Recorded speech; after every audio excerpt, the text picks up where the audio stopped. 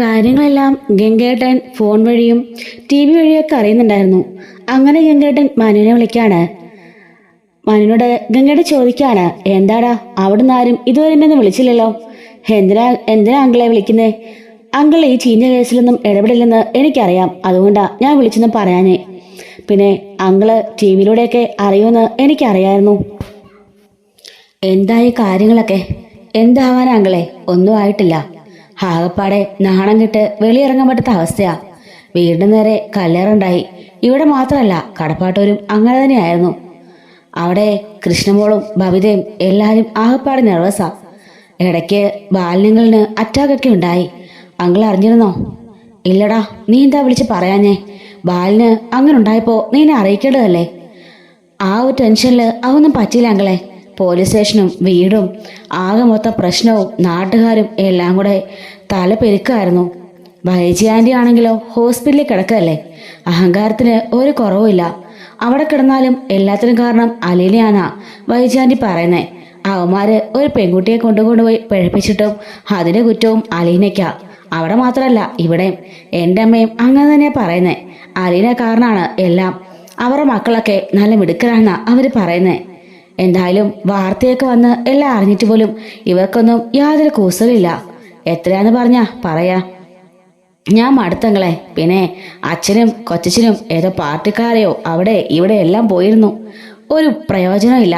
ചെല്ലിടത്തെല്ലാം അവര് വഴക്ക് പറഞ്ഞ് ഇവരെ ഓടിച്ചിടുക. ആരും മൈൻഡ് ചെയ്യുന്നില്ല. ലക്ഷങ്ങൾ മുടക്കാന്ന് പറഞ്ഞിട്ടും ആരും അനങ്ങുന്നില്ല. ഈ ഒരു കേസ് ഇപ്പൊ ഇതുപോലെ വൈറലായി നിൽക്കുകയല്ലേ. അതുകൊണ്ട് തന്നെ ആ പാവം പെൺകുട്ടി 18 വയസ്സായിട്ടേ ഉള്ളൂ. കൊച്ചു പെൺകുട്ടിയാ. ഒരു പാവപ്പെട്ട വീട്ടിലെ പെൺകുട്ടിയാ. ഒരു കോളനിയിൽ താമസിക്കുന്നത്. അങ്ങനെ ആകെ മൊത്തം പ്രശ്നങ്ങളാകും കേട്ടാ. സോറി അങ്കിളെ. എന്ത് ചെയ്യണമെന്നും എനിക്കറിയില്ല. ജാമ്യത്തിനൊക്കെ കുറെ അപേക്ഷിച്ചതാ. പക്ഷെ അതൊന്നും നടക്കാൻ പോണില്ല. 30 ദിവസം കഴിയുമ്പോൾ വീണ്ടും റിമാൻഡിന് ആവശ്യപ്പെടും. എന്തായാലും 4 പേരെ തല്ലി ശരിപ്പെടുത്തിയിട്ടുണ്ട്. എങ്കിലും ഇവന്മാരൊക്കെ ഇങ്ങനെ ചെയ്യുന്ന സ്വപ്നത്തിൽ പോലും ഞാൻ കരുതിയില്ലടാ. എന്റെ പൊന്നങ്ങളെ, എന്റെ അനിയനെന്ന് പറയുന്ന ഹരി ഉണ്ടല്ലോ, അവന്റെ സ്വഭാവം എനിക്ക് മനസ്സിലാവുന്നില്ല. നമ്മുടെ കൃഷ്ണമോളില്ലേ, അവളോട് പോലും ഇവ മോശമായി പെരുമാറാൻ ശ്രമിച്ചിട്ടുണ്ട് പണ്ട്. പിന്നെ ഭവിതയോട്. അത് കഴിഞ്ഞിടയ്ക്ക് ഭവിത അന്നിവിടെ രക്ഷപ്പെട്ടോടായിരുന്നു. അന്നോടെ കുറച്ച് ദിവസം നിൽക്കാൻ വന്നില്ലേ ആ സമയത്ത്. അതുപോലെ അലിനോട് ചെയ്തൊക്കെ നമുക്കെല്ലാവർക്കും അറിയാവുന്നതല്ലേ. ഇവന്റെ സ്വഭാവം എന്താ ഇങ്ങനെ ആയിപ്പോയെന്ന് എനിക്കൊരു പിടുത്തമില്ല. ഹരിയ രോഹിത്തിനെ കൂടെ പിഴപ്പിച്ചത് എനിക്ക് ഉറപ്പാ. ഗംഗയുടെ ചോദിക്കാണ്, ഞാനിനി എന്ത് ചെയ്യണോടാ? എനിക്കൊരു എത്തുപിടിയും കിട്ടുന്നില്ല. ബാലൻ സുഖയില്ലാതെ കിടക്കല്ലേ. അല്ല, ഹോസ്പിറ്റലിൽ നിന്ന് ഡിസ്ചാർജ് ആയോ? ആ, ഹോസ്പിറ്റലിൽ നിന്നൊക്കെ ഡിസ്ചാർജ് ആയെങ്കിലേ. ഇപ്പൊ വീട്ടിലുണ്ട്. ഇങ്ങോട്ടേക്ക് വന്നിരുന്നു. മുത്തശ്ശിയോട് എന്തൊക്കെയാ പറഞ്ഞത് കേട്ടു. മുത്തശ്ശി ആകെപ്പാടെ ഡെസ്പായിരിക്ക. കുത്തും കോളൊക്കെ വെച്ച് പറയുന്നുണ്ട്. അലീനി ആ മോളെന്ന് മാത്രം അറിഞ്ഞിട്ടില്ല. ബാക്കിയെല്ലാം അറിഞ്ഞുവെന്ന് മുത്തശ്ശിക്ക് അറിയാലോ. അതുകൊണ്ട് തന്നെ മുത്തശ്ശിക്കിപ്പോ അങ്കിളിന്റെ മുഖത്തോട് പോലും നോക്കാൻ വയ്യ. അവിടെ പോയി താമസിക്കാനാ മുത്തശ്ശിക്ക് ഇഷ്ടം. എന്ത് ചെയ്യാനാ? ഇവിടെ എൻ്റെ അമ്മയുടെ കീഴെ കിടന്ന് നല്ല കുത്തുവാക്ക് കേൾക്കുന്നുണ്ട്. അങ്കിള് ഒന്ന് വന്നാലേ ഈ സാഹചര്യമൊക്കെ ഒന്ന് ശാന്താവുന്ന എനിക്ക് തോന്നേ. എന്തായാലും അവന്മാരുടെ കാര്യത്തിലുള്ള പ്രതീക്ഷയൊന്നും വേണ്ട. അവര് മൊഴി കൊടുക്കും. അതോടുകൂടി അവന്മാര് ജയിലിലും ആകും. തെളിവുകളെല്ലാം അവന്മാരിന് ഉണ്ടാക്കിയിട്ടുണ്ട്. സ്ട്രോങ് ആയിട്ടുള്ള തെളിവാ വീഡിയോ. അത് ഹരി എടുത്തു വെച്ചിട്ടുമുണ്ട്. അത് പോലീസുകാരിൽ കിട്ടുകയും ചെയ്തു. 4നെയും തല്ലി ശരിപ്പെടുത്തിയിരിക്കുക. രക്ഷപ്പെടാനുള്ള ചാൻസ് 1% പോലും ഇല്ല. പിന്നെ രക്ഷപ്പെടുത്തിട്ട് എന്തിനാ അങ്ങളെ? ഒരു പാവം പിടിച്ച പെങ്കൊച്ചിന്റെ ജീവൻ നശിപ്പിച്ചിട്ട് പിന്നെ അവന്മാർ രക്ഷപ്പെട്ട് തിരഞ്ഞെടുക്കാനാ? അവിടെ കാണാൻ കിടക്കട്ടെ നാശങ്ങള് എന്ന് പറയുമ്പം ഗംഗേട്ടൻ പറയാണ്, ഞാൻ എന്തായാലും നാളെ അങ്ങോട്ടേക്ക് വരുന്നുണ്ട്. ബാലനെ ഒന്ന് കാണണം, വൈജനെ. പിന്നെ ബാക്കിയുള്ള കാര്യങ്ങളൊക്കെ എല്ലാം ഒന്ന് അന്വേഷിക്കണമല്ലോ. ആരും അവിടുന്ന് വിളിക്കാത്തതുകൊണ്ടാ ഞാനും ഒന്നിനും ഇറങ്ങാഞ്ഞത്. പിന്നെ ബാലിന് ഈ അവസ്ഥയിലെന്ന് അറിയുമ്പോൾ വരാതിരിക്കാൻ പറ്റില്ലല്ലോ. അവൻ എന്ത് പഴച്ചു എന്ന് പറയാണ്. അത് നല്ല കാര്യം അങ്കിളെ. അങ്കിളൊന്ന് വന്നാലേ എല്ലാം ഒന്ന് ശാന്താവും എന്ന് പറയുന്നുണ്ട്. അങ്ങനെ മനു ഫോൺ കട്ടാക്കാണ്. ആരാ മനു വിളിച്ചേ? അത് പിന്നെ അങ്കിളാച്ചാ. ആഹാ, അങ്കിൾ വിളിച്ചോ? എല്ലാ കാര്യങ്ങളും അറിഞ്ഞോ? ആ, അറിഞ്ഞു. ടി വിയിലൊക്കെ ന്യൂസ് ഇത് തന്നെയല്ലേ. എവിടെയോ ടൂർ പോയിരിക്കായിരുന്നെന്ന്. തിരിച്ചു വന്ന വഴിക്കാ ഇതെല്ലാം അറിഞ്ഞത്. ഞാൻ വിളിച്ചു പറയാൻ എന്താന്ന് ചോദിച്ചു. നിന്നോട് ഞാൻ അപ്പളെ പറഞ്ഞല്ലേ പറയാന്ന്. പറഞ്ഞിട്ട് എന്താ വെച്ചാൽ കാര്യം. പിന്നെ നാളെ അങ്കിൾ ഇങ്ങോട്ട് വരുന്നുണ്ടെന്ന് പറഞ്ഞു. അത് അവന്മാരെ കാണാനോ കാര്യം അന്വേഷിക്കാനോ അല്ല. ബാലനങ്കിളിന് സുഖമില്ലല്ലോ, അതുകൊണ്ട് വന്ന് കണ്ടിട്ട് പോകാന്ന് കരുതിയാ വരുന്നത്. അപ്പോഴേക്കും അങ്ങോട്ടേക്ക് കമല വരുന്നുണ്ട്. അല്ല, ഞാനൊരു കാര്യം പറയട്ടെ, ഈ ഗംഗേട്ടന് ഇഷ്ടം പോലെ പിടിപാടൊക്കെ ഉള്ളതല്ലേ, എങ്ങനെയെങ്കിലുമൊക്കെ ഒന്ന് അവന്മാരെന്ന് ഇറക്കാൻ ശ്രമിച്ചൂടെ? അമ്മ എന്താറിഞ്ഞിട്ട് ഈ വർത്താനം പറയുന്നേ? അമ്മയോട് പലതവണ പറഞ്ഞല്ലോ, ഒരു പെൺകുട്ടിയെ 4 പേര് കൂടി ഉണ്ട് കൂട്ടബലാത്സംഗം ചെയ്തിട്ട് അവന്മാരെ എന്ത് ഫോഴ്സിന്റെ ഉള്ളിൽ ഇറക്കാന്നാ അമ്മ ഈ പറയുന്നേ? അമ്മ ഒന്ന് ആലോചിച്ച് നോക്കിക്കേ. അമ്മ ഇത് ചെറിയ കേസല്ല. പണ്ട് പുനലൂരും അങ്ങനെ പല സ്ഥലങ്ങളും കുറെ പീഡനം നടന്നില്ലേ? അതുപോലെ വലിയൊരു പീഡനമായത്. അതങ്ങനെ ഇങ്ങനൊന്നും തേച്ചു മാച്ചാ പോകുന്നതല്ല.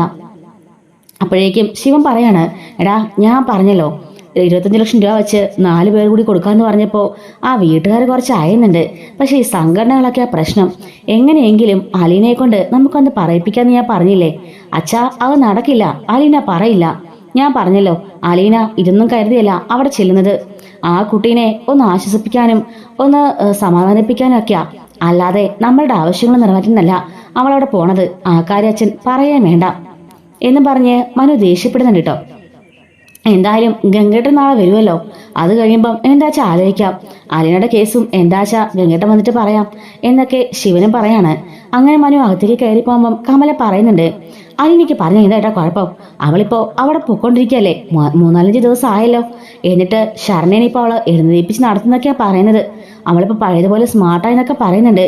നോയിക്കോ, അവൾ അവസാനം ആ രോഹിത്തിന്റെ കാര്യം മാത്രം ശരിയാക്കി എടുക്കും. നമ്മുടെ മോൻ ഹരി ആയിരിക്കും 1-ാം പ്രതി. എടി, അതെ, ഇനി അല്ലെങ്കിലും അങ്ങനെ തന്നെയാ. നിന്റെ മോൻ തന്നെയാ 1-ാം പ്രതി. നീ അറിഞ്ഞു കാണുമല്ലോ കാര്യങ്ങളെല്ലാം. അവനാ ഇതെല്ലാം വരുത്തി വെച്ചത്. എന്നിട്ട് മിണ്ടിപ്പോകരുത്. നീ ഒറ്റ കാരണമല്ല.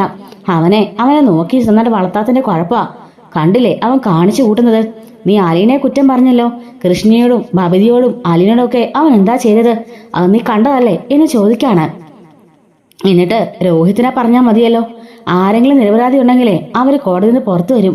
നിന്റെ മകനെ വീഡിയോ സഹിതം എടുത്തു വെച്ചിട്ടുണ്ട്. വീഡിയോ സഹിതം തെളിവായിട്ടുണ്ട്. പിന്നെ എന്താടി വേണ്ടത്? മിണ്ടാതെ ചിലക്കാതെ കയറി പോകാൻ നോക്ക് എന്നും പറഞ്ഞ് ദേഷ്യപ്പെട്ട് ശിവനൊന്ന് കയറിപ്പോകുമ്പം, എന്നോട് എന്താ ദേഷ്യപ്പെടുന്നത്? എങ്ങനെയെങ്കിലും അവനെ ഇറക്കാനല്ലേ ഞാൻ പറഞ്ഞോളൂ. അതിന് എന്നോട് കടിച്ചു കീറിട്ട് വല്ല കാര്യമുണ്ടോ എന്നും പറഞ്ഞ് അവൾ ദേഷ്യപ്പെടുന്നുണ്ട്. അങ്ങനെ പിറ്റേ ദിവസം രാവിലെ തന്നെ ഗംഗേട്ടൻ കൊല്ലപ്പള്ളിയിൽ എത്തുകയാണ്. എത്തിയ ഉടനെ തന്നെ മനു പോയി സ്വീകരിക്കുന്നുണ്ട്. അങ്ങനെ അകത്തേക്ക് വന്നിരിക്കുമ്പം ശിവനോടും രാജീവിനോടും ഗംഗേട്ട് ചോദിക്കുകയാണ്, അല്ല നിങ്ങളൊക്കെ എന്നാ എത്തിയത്? സംഭവം അറിഞ്ഞ അന്ന് തന്നെ ഞാൻ ഫ്ലൈറ്റ് കയറി. അവിടൊക്കെ ഓരോ പ്രശ്നങ്ങളൊക്കെ ആയിരുന്നു. എല്ലാം ഒതുക്കിയിട്ടാ ഇങ്ങോട്ടേക്ക് കയറിയത്. ഞാനൊരു ട്രിപ്പിലായിരുന്നു. പഴയ മിലിറ്ററിയിലെ കുറച്ച് ആളുകളൊക്കെ ആയിട്ട് ഒരു ട്രിപ്പ് പോയിരുന്നതാ. അതുകൊണ്ട് തന്നെ ഒന്നും അറിഞ്ഞില്ല. തിരികെ വന്നപ്പോഴാ അവള് പറഞ്ഞത്. അതുപോലെ ന്യൂസിലും എല്ലാം ഉണ്ടായിരുന്നല്ലോ. അങ്ങനെയാ അറിഞ്ഞത്. ഇവിടെ നിന്നും വിളിക്കാത്തതുകൊണ്ട് പിന്നെ ഒന്നും അറിയാൻ സാധിച്ചില്ല. ഞങ്ങൾ പറഞ്ഞതാ ഇവനോട്. അപ്പൊ ഇവനാ പറഞ്ഞത് ചീഞ്ഞ കേസിലൊന്നും അങ്ങൾ ഇടപെടില്ല, വിളിക്കണ്ടെന്നൊക്കെ. മനു പറയാണ്, അതെ ഞാൻ പറഞ്ഞത് സത്യ. പിന്നെ ഇമാതിരി കേസിലൊക്കെ ഇടപെട്ടിട്ട് എന്ത് ചെയ്യാനാ അച്ഛാ എലിച്ച? ഞാൻ കുറെ പേരെയൊക്കെ വിളിച്ചൊക്കെ നോക്കിയതാ, ഒന്നും നടക്കില്ല. അല്ല ശിവ, എന്തായി? ജാമ്യം കിട്ടുന്ന അങ്ങനത്തെ വല്ല വകുപ്പുണ്ടോ? ഒരു രക്ഷയില്ല.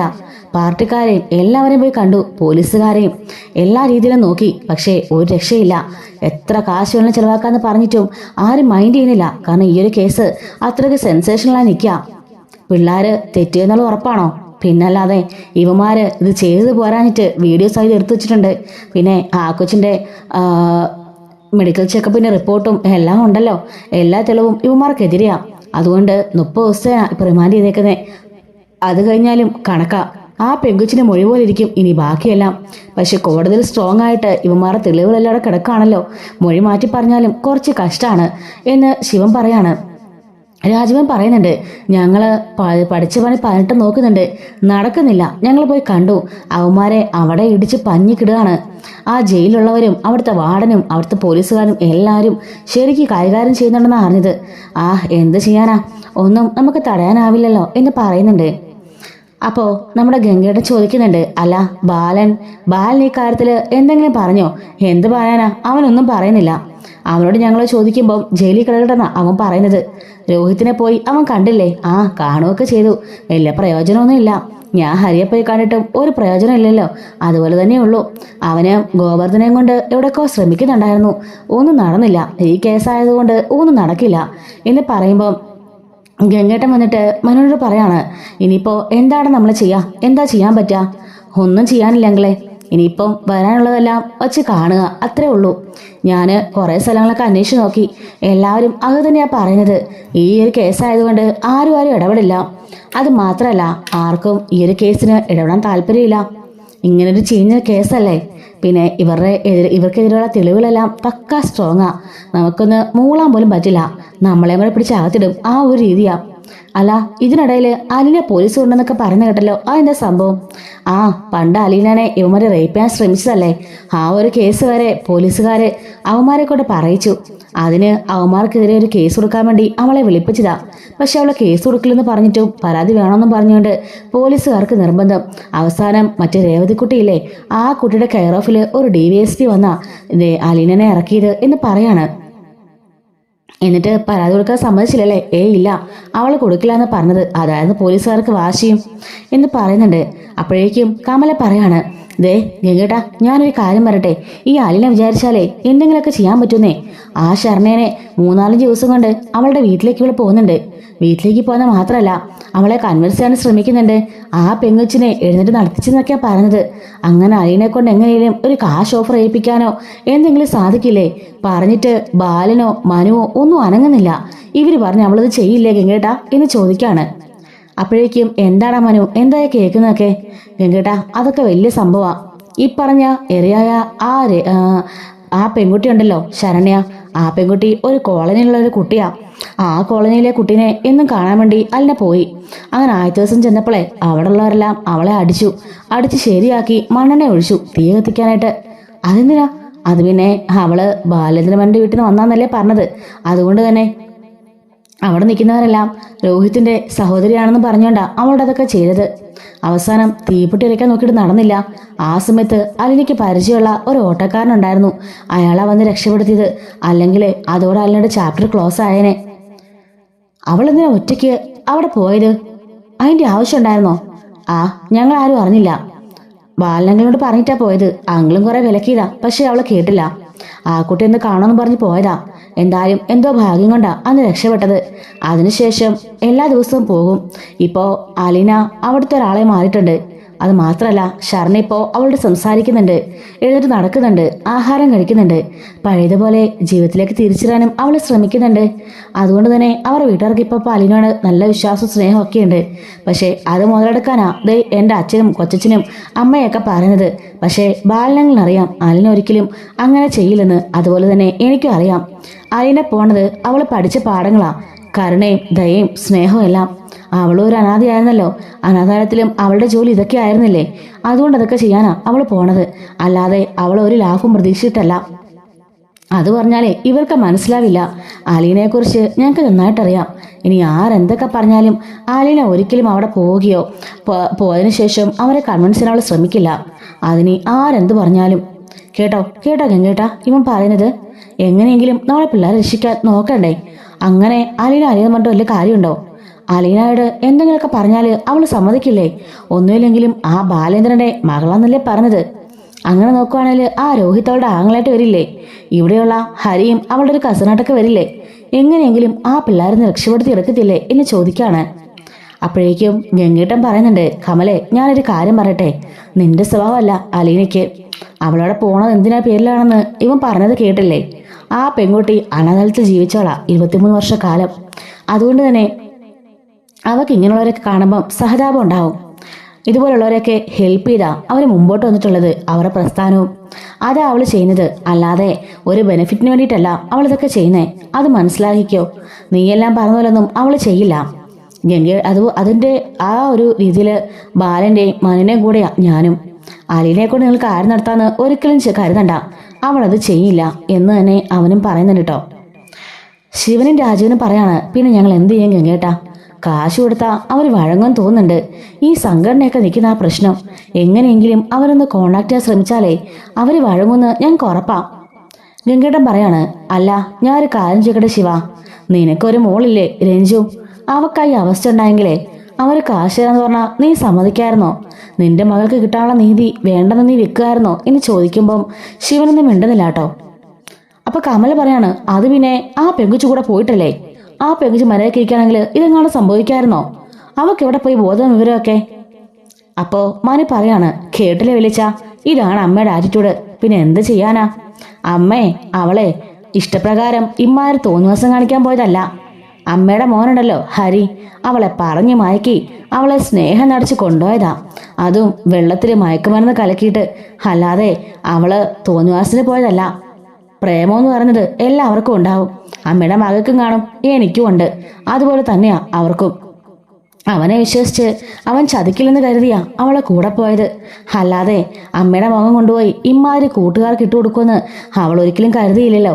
പേപ്പട്ടിയെ പോലെ നാലും കൂടെ വളഞ്ഞ് ആ പാവം പെങ്കുച്ചിനെ ഇല്ലാതാക്കിയില്ലേ എന്ന് ചോദിക്കാണ്. ഗംഗേട്ടൻ പറയാണ്, അതെ, അത് ശരിയല്ലേ. അവൻ തെറ്റിയതെങ്കിലേ അവൻ അനുഭവിക്കണം. നമ്മുടെ രഞ്ജുവിനെ അവസ്ഥയെങ്കിൽ നമ്മൾ ക്ഷമിക്കായിരുന്നോ? ബബിതയ്ക്ക് കൃഷ്ണയ്ക്കോ ആണെന്നെങ്കിൽ നമ്മൾ എന്താണെന്ന് നമ്മൾ തിരിച്ച് പ്രതികരിക്കുക. അത് തന്നെയല്ലേ ഇവിടെ ചെയ്തുള്ളൂ. അതുകൊണ്ട് ആ ഒരു കാര്യത്തിൽ നിങ്ങൾ അലീനെ പറയാൻ നിൽക്കണ്ട.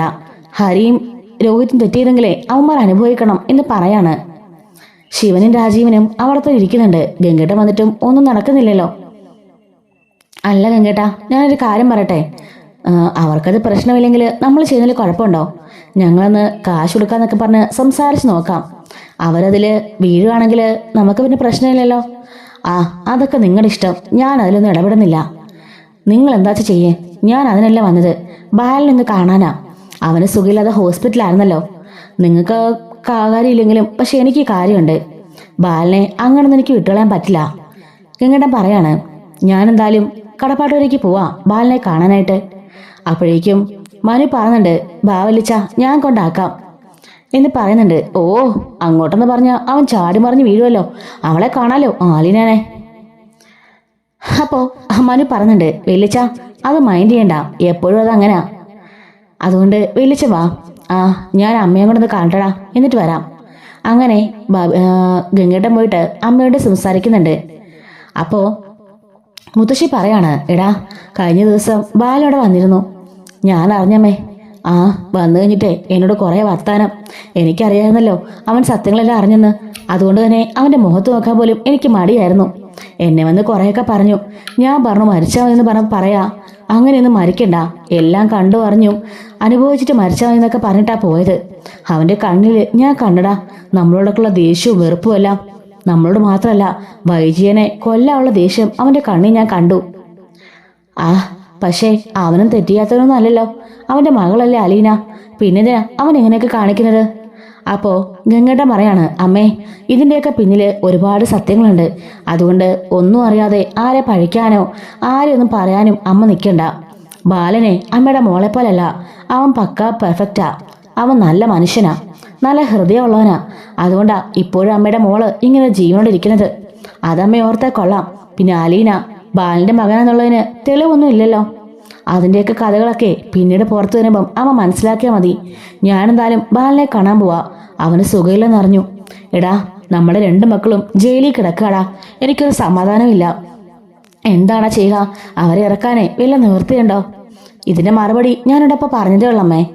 ഒരു പെങ്കുച്ചിനെ കൊണ്ടുപോയി പിച്ച് ചീന്തിയിട്ട് അവന്മാരെ ഇറക്കിയിട്ട് എന്നെ എടുക്കാനാമേ? എന്തിനാ? അവന്മാരെ സുഖിച്ച് ജീവിക്കാനോ? വീണ്ടും വേറെ ഏതെങ്കിലും പെൺകുട്ടിയെ കൊണ്ട് നശിപ്പിക്കാനോ? അതൊന്നും വേണ്ട. അവന്മാരുടെ ജീവിതത്തിന് കിടക്കട്ടെ. അവന്മാർ തെറ്റ് ചെയ്യണമെങ്കിലേ അവന്മാർ ശിക്ഷ അനുഭവിച്ചേ പറ്റുള്ളൂ. ഇപ്പം കിട്ടുന്നൊന്നല്ല, അവന്മാർ ശരിക്കും അടി കൊള്ളണം. ഒരു ദിവസം ചെയ്ത് തെറ്റേ അവന്മാർ ജീവിതകാലം മുഴുവൻ ഓർക്കണം എന്നൊക്കെ പറയാണ്. അങ്ങനെയൊക്കെ പറഞ്ഞിട്ട് ഞാൻ അങ്ങോട്ടേക്ക് പോവാണെന്ന് പറഞ്ഞിട്ട് ഗംഗേട്ടൻ നടന്ന് പോകുന്നുണ്ട്. അങ്ങനെ ഗംഗേട്ടൻ കടപ്പാട്ടൂരേക്ക് എത്താണ്. ഡോറ് തുറക്കുന്നത് അലീന ആയിരിക്കും കേട്ടോ. അങ്കിളോ? എന്തുണ്ട് മോളെ വിശേഷം?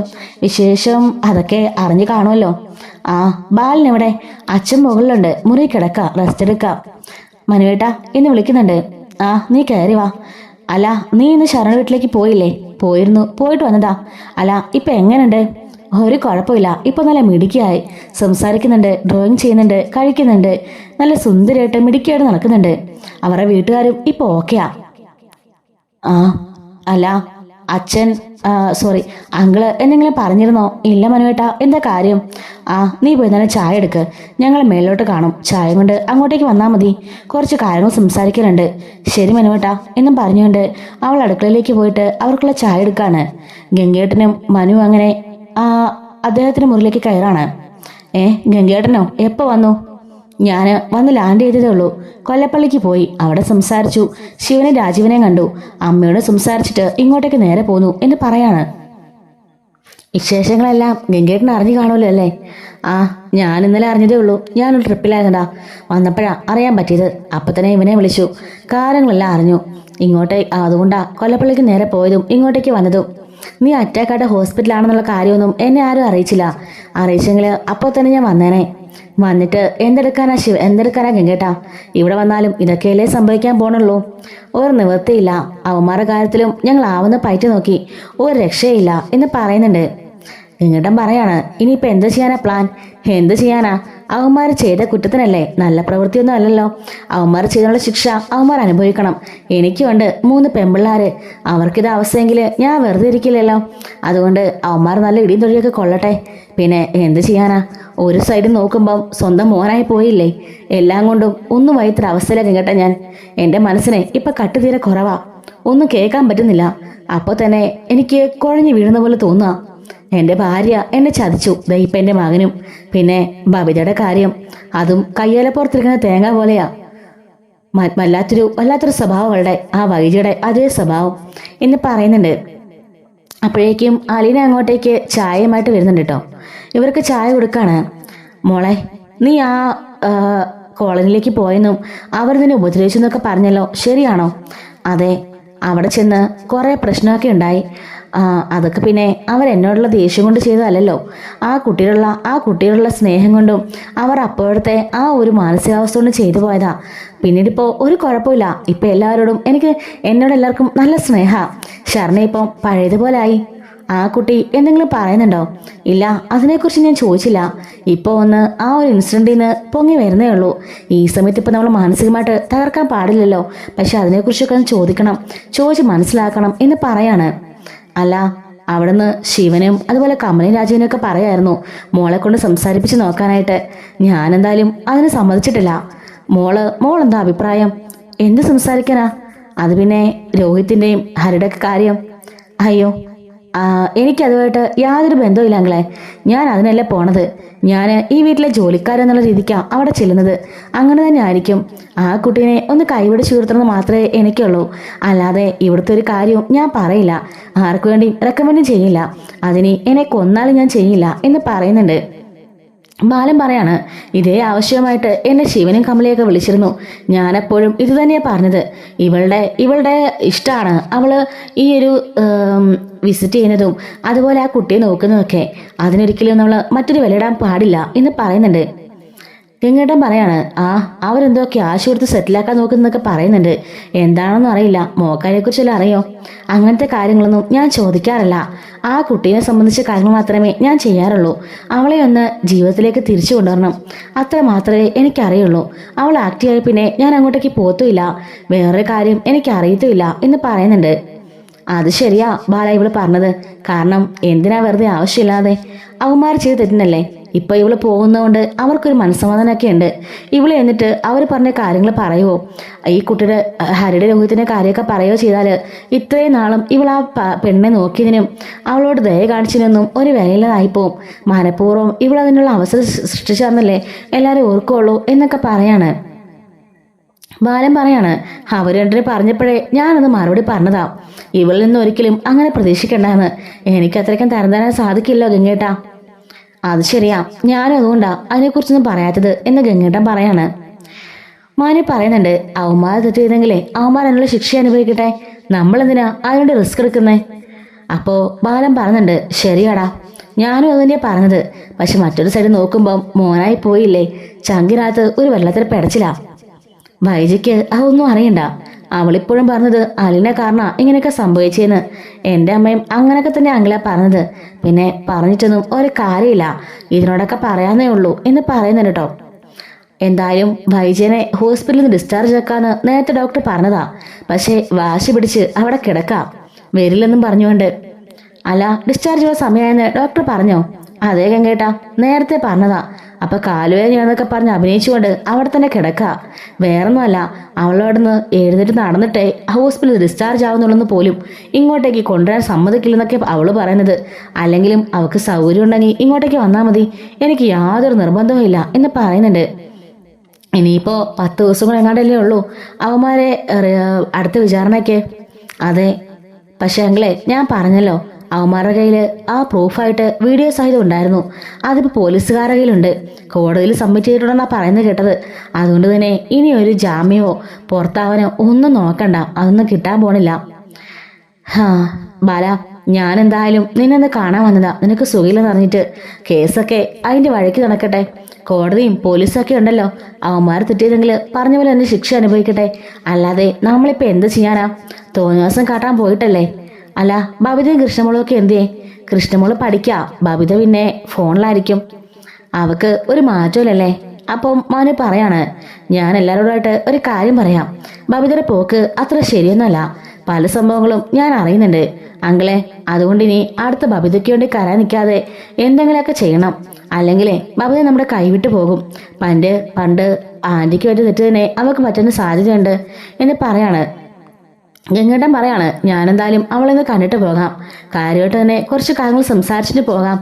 പിന്നെ ഡിവോഴ്സിനൊക്കെ അപ്ലൈ ചെയ്യുന്നൊക്കെ പറയുന്ന കേട്ടു. അപ്പോൾ ബാലൻ പറയാണ്, അതെ, വക്കീൽ വന്നിരുന്നു ഹോസ്പിറ്റലിൽ അവളുടെ ഡീറ്റെയിൽസ് ഒക്കെ എടുക്കാനായിട്ട്. അവിടെ നിന്ന് ഇറങ്ങി ഉടനെ തന്നെ ഡിവോഴ്സിന് അപ്ലൈ ചെയ്യാൻ പോവാം. ഞാൻ ഈ കാര്യം ബബിതയോട് സംസാരിച്ചിരുന്നു അങ്ങളെ. അവളോട് പറഞ്ഞപ്പോൾ അവളും കുറച്ചൊക്കെ അലിഞ്ഞിട്ടുണ്ട്. കുറെ ഞാൻ ഭീഷണിപ്പെടുത്തം ചെയ്തിട്ടുണ്ട്. ഗംഗേട്ടൻ പറയാണ്, എന്തൊക്കെയായാലും അതിനൊന്നും അവൾ പോകാൻ പോണില്ല. അതിന് ഞാൻ സമ്മതിക്കില്ല ബാല. ഞാൻ എന്തായാലും ഹോസ്പിറ്റലിലോട് ചെല്ലട്ടെ. ചെന്നിട്ട് അവളെ വേണ്ട വിധം ഞാൻ കൈകാര്യം ചെയ്യുന്നുണ്ട്. ബാക്കി കാര്യങ്ങളൊക്കെ ഞാൻ നോക്കിക്കോളാം.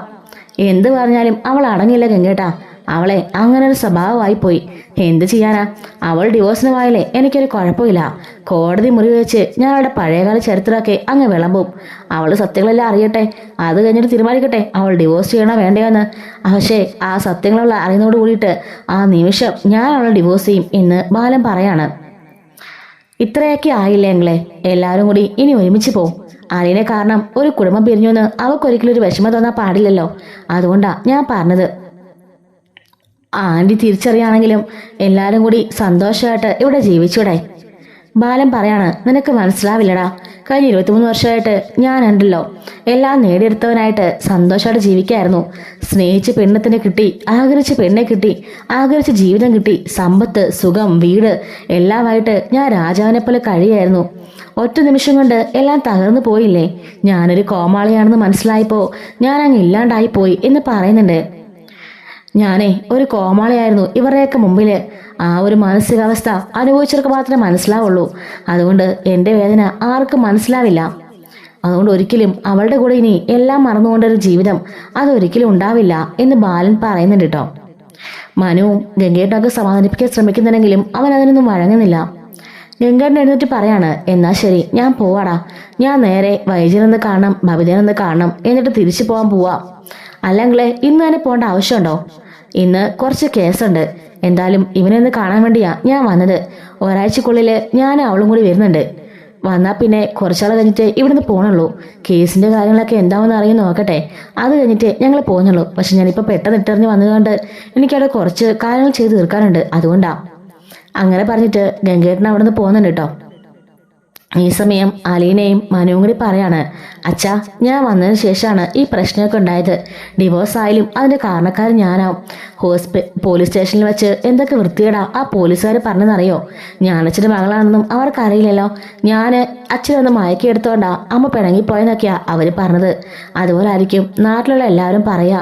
അതുകൊണ്ട് ദയവേത് അച്ഛൻ എന്നെ ചൊല്ലി ഡിവോഴ്സ് ചെയ്യരുത്. നിങ്ങൾ സന്തോഷമായിട്ട് ജീവിക്കണം. ഞാൻ ഇവിടുന്ന് എങ്ങോട്ടെങ്കിലും പോയിക്കോളാം എന്ന് പറയാണ്. അങ്ങനെ നീ ഇവിടുന്ന് പോകേണ്ട കാര്യമൊന്നും ഇല്ലല്ലോ. നോക്കാം, അവളൊന്ന് അടങ്ങുകയാണെങ്കിലേ ഞാൻ എല്ലാത്തിനും അഡ്ജസ്റ്റ് ചെയ്ത് കൊടുക്കാം. പക്ഷെ അവൾ എൻ്റെ തലയിൽ കയറുന്ന മുളകരയ്ക്കാൻ നോക്കിയാലേ ഞാൻ വിട്ട് കൊടുക്കില്ല എന്നതിനെ പറയാൻ കേട്ടോ. അപ്പോൾ ഇതിൻ്റെ ബാക്കി സ്റ്റോറീസൊക്കെ നമ്മുടെ ചാനലിലൂടെ എല്ലാ ദിവസവും അപ്ലോഡ് ചെയ്യുന്നുണ്ടേ. മിസ്സാതിരിക്കാൻ വേണ്ടി ചാനൽ മറക്കാതെ സബ്സ്ക്രൈബ് ചെയ്ത് സപ്പോർട്ട് ചെയ്യണേ. Thanks for watching.